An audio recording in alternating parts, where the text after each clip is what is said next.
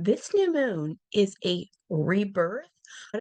The new moon I'm talking about is on November 20th. It's a new moon in Scorpio, and there's so much going on in this chart, which I'm going to show you.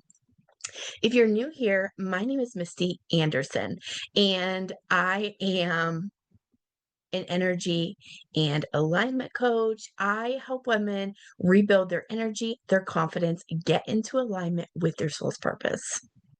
I have been coaching women since 2015 after I went through my own journey of battling emotional eating, burnout, got my energy back, got my confidence back, and a lot of women wanted to know my secrets. In 2020, certified in life path astrology so I could help customize clients' journeys, clients' programs that was more in line with their own soul's purpose and their own energy. So I use astrology to customize my clients' results. Now, I am so excited for this new moon as a Scorpio rising myself. Let me know in the comments if you know your sun, your moon, and your rising sign. Also, let me know if you have any placements in Scorpio. Since this is a Scorpio new moon, let me know if this is hitting your birth chart in a significant way. Now, if you've been feeling a little tired the past few days, welcome. That is for good reason. This is really a time of rest, reflection, reset. It's a reset. We are getting ready to start a new lunar cycle. And if you can slow down and be quiet, this is a great time to tune into your own intuition and really ask those deeper questions of what am I really needing at this time? This is a great time to plant new seeds. So if you're familiar with the manifestation process, the new moon is a perfect time to plant seeds, which we're going to harvest later. The moon, this new moon cycle is really a 6-month cycle. So we have a new moon now, and we'll have a full moon in Scorpio in about 6 months. So where you can see what kind of harvest you were able to reap from the seeds that you're planting right now. So let me share the chart. Okay, here we have the chart. Now, in these new moon, full moon readings, we don't pay attention to the rising sign or the houses. But what we're looking for is the moon and any aspects it's making to any other planets. Now, Scorpio season is all about transformation. It's about emotional depth, shadow work, intimacy, truth, and feminine embodiment. Scorpio is a feminine sign. Now, I love that we've been having all of these new moons at the very end of the sign, very end of the season. So we're almost at the end of Scorpio season. We've been feeling this energy for a while, and this new moon is happening at 28 degrees. So every sign has 30 degrees, and it goes from 0 to 29. And this moon is at 28. So it's almost like we are growing up. We are more mature than maybe the last new moon in Scorpio we had. Now, Scorpio energy, Scorpio is an alchemist. Scorpio transmutes energy. So it takes everything it's been given, even the bad stuff, and it's able to transmute it. Before I forget, I am running a free workshop next week all around turning your pain into power. So I'll leave the link below. You can grab that. There will be a replay, there's a workbook, and I'm going to help you understand and how to transmute whatever you're being given at this time, whether it be job loss, relationship issues, whatever you may be dealing with, and how you can turn your pain into your power. So some of the themes of this new moon. It's emotional truth, power dynamics, shadow work, intimacy, loyalty, trust. Scorpio is also about the death and rebirth cycles. Scorpio is represented in the tarot by the Death card and also the Tower card. And if you know anything about the Death card, it's not really death, it's rebirth.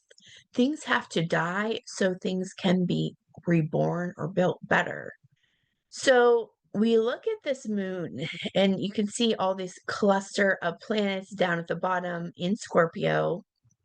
So we have the sun and the moon are together at 28 degrees. That's what makes it a new moon. And first of all, it is conjunct the Mercury retrograde. So Mercury is currently in retrograde. So this is a period of reflection and understanding our own mindset, understanding our own communication styles, and really reflecting. And Mercury retrograde in Scorpio is about truth. It's about depth. So you may be revisiting past relationships, past conversations, any secrets or unresolved emotional. It is a great time to journal and or do any kind of voice notes. Scorpio knows that silence is power. And you don't always have to say the things that you are thinking. So it's best to reflect on how that's going to be received, especially when Mercury is retrograde. Shadow side of this Scorpio conjunct Mercury could be overthinking, it could be obsession, paranoia. And it's really good to work with this through stillness or honesty, working with your intuition. And we can also see in the chart that the moon is conjunct Lilith. I've talked a little bit about Lilith, but if I'm familiar, she is a dark goddess of the zodiac. She's all about feminine liberation and reclamation. She's all about boundaries and sovereignty. So you can affirm, I no longer have to abandon myself to be chosen. So you may be releasing old conditioning around shame about your desires, any anger, any emotions, deep, dark emotions that you've hidden under the surface. Now, in the next couple weeks, I'm going to share more about Scorpio and the depth of Scorpio and the shadow sides of Scorpio. Your affirmation for this is, my truth is not too much, and my power is not a threat. Now, directly opposite the moon is Uranus. Uranus is a planet of revolution, rebellion, sudden changes. And it is in retrograde also. It just moved back into Taurus.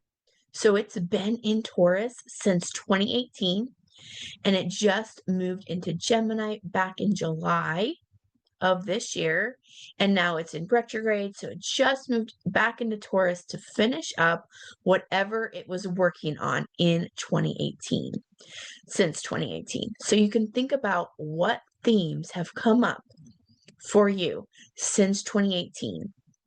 What changes have had to take place? And you can look at where this is happening in your chart. So where do you have 28 degrees of Taurus?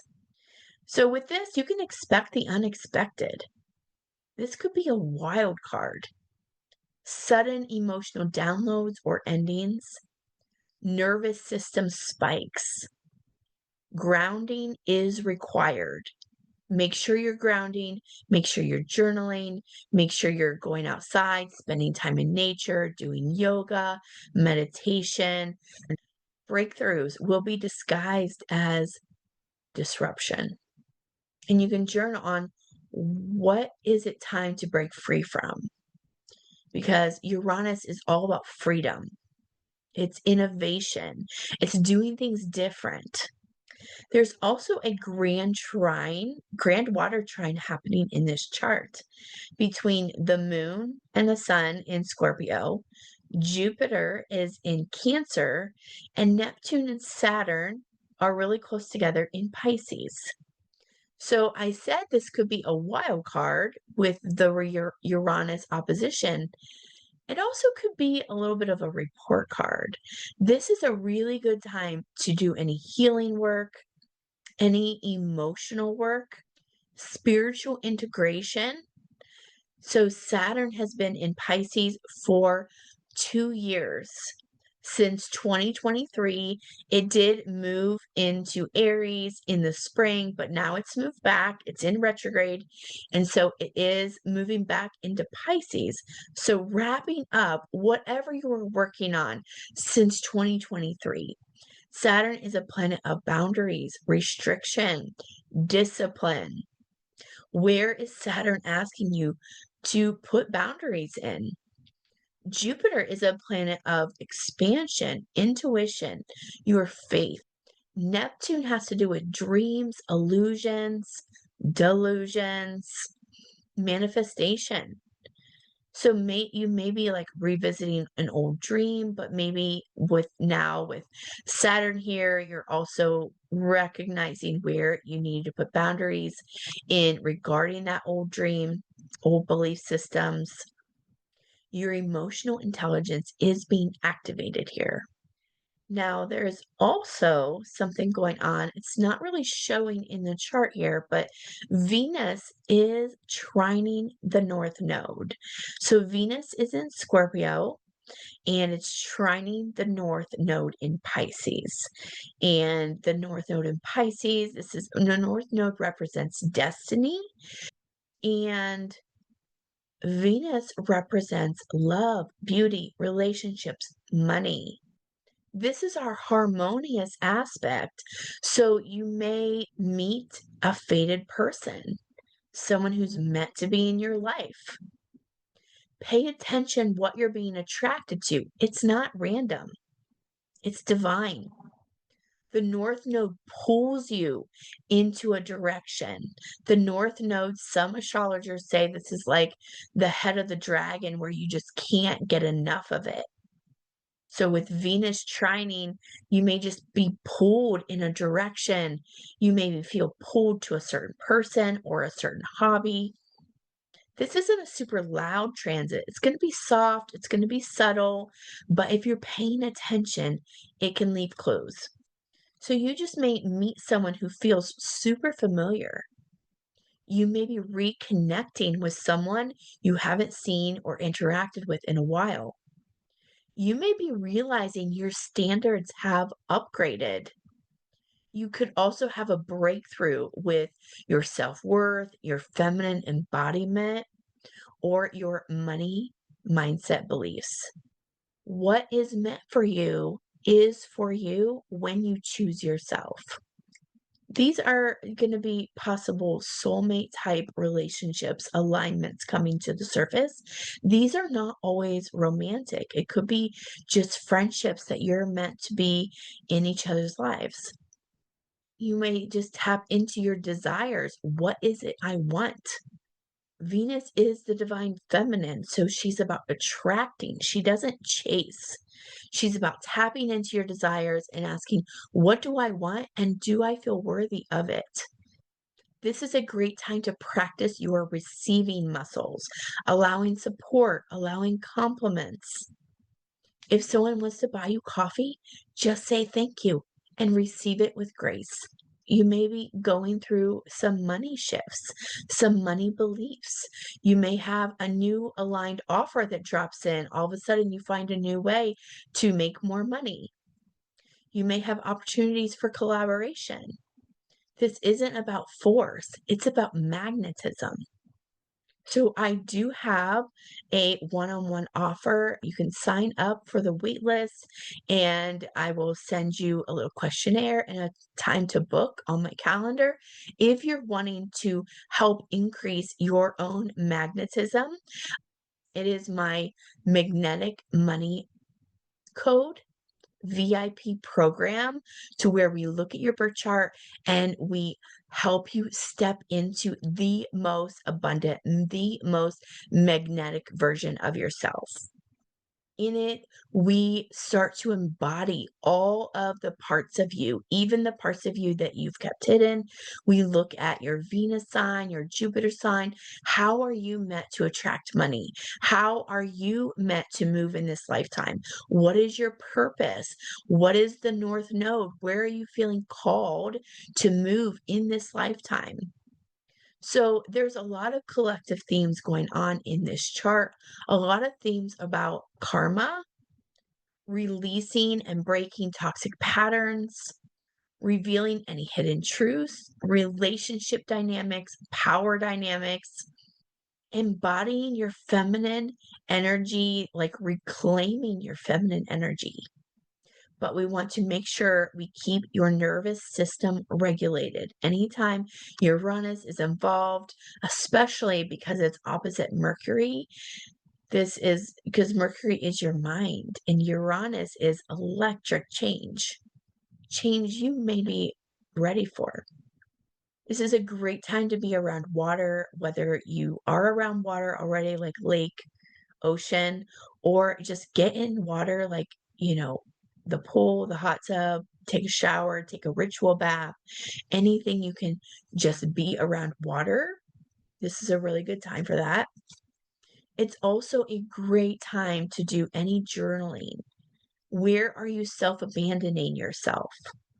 What truth are you ready to say out loud? It's a great time to set any intentions around your own feminine embodiment, around your financial independence, any self-trust work you need to do, sexual healing. Scorpio rules the sexual organs and your libido. And remember, what is meant for you cannot be taken. What is meant for you will always find you. Sometimes transformation isn't loud. And this part of Scorpio is not about proving, it's about embodiment. Scorpio is very strategic, but it doesn't need to be the loudest person in the room. Your transformation doesn't need to be loud. Sometimes it's quiet, sometimes it's subtle, and then sometimes 6 months later, people are asking you what you did. This is also a great time to work with the heart chakra. The heart chakra represents love and also receiving. So some ways you can work with the heart chakra is a gratitude journal, appreciation, just opening up your heart, softening your heart, and recognizing you don't need to be so closed off. So make sure you are subscribed because I'm going to share more about Scorpio and the shadow signs of Scorpio, as well as I'm going to start sharing more about my own struggles with emotional eating, how I overcame it.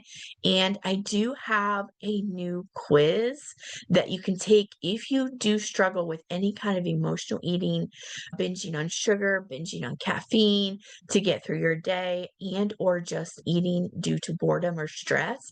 A brand new quiz. It's going to help you understand your own cravings and also what to do and how to satisfy your cravings without food.